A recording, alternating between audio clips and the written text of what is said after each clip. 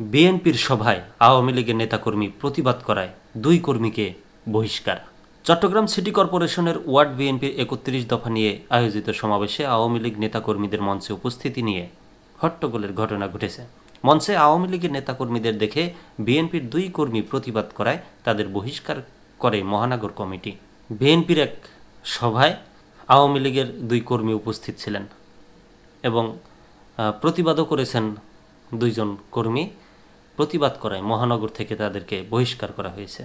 গত 8 ফেব্রুয়ারি রামপুরা ওয়ার্ডের ইয়াকুব আলী স্কুলে কমার্শালায় এ হট্টগোল হয়। তবে ঘটনা প্রকাশ পায় আরও কয়েকদিন পর 2 নেতাকে বহিষ্কারের মধ্য দিয়ে। সমাবেশে উপস্থিত ছিলেন নগর বিএনপির আহ্বায়ক কমিটির সদস্য সচিব নাজিমুর রহমান, সদস্য মোশাররফ হোসেন দীপ্তি, সাবেক কাউন্সিলর আবুল হাশেম সহ ওয়ার্ড বিএনপির সভাপতি ও সাধারণ সম্পাদক সহ সিনিয়র নেতারা।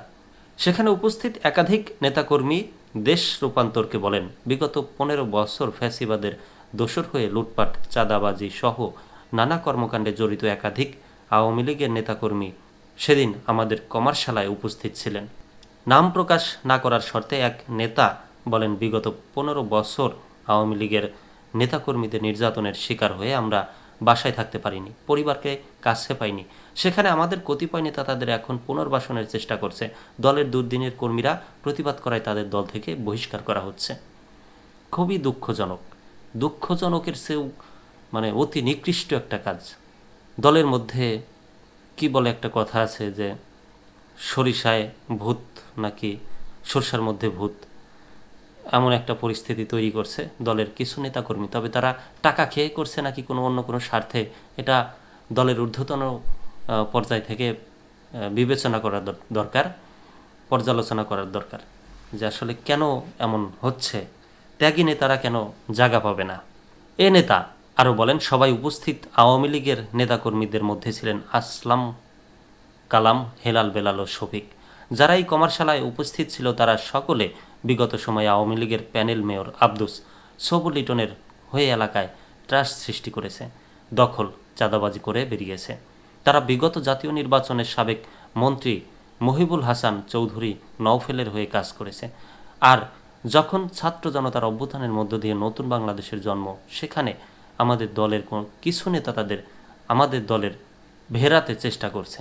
অথচ সেদিনের কমার্শালায় অনেক ত্যাগী নেতা মঞ্চে জায়গা পাননি।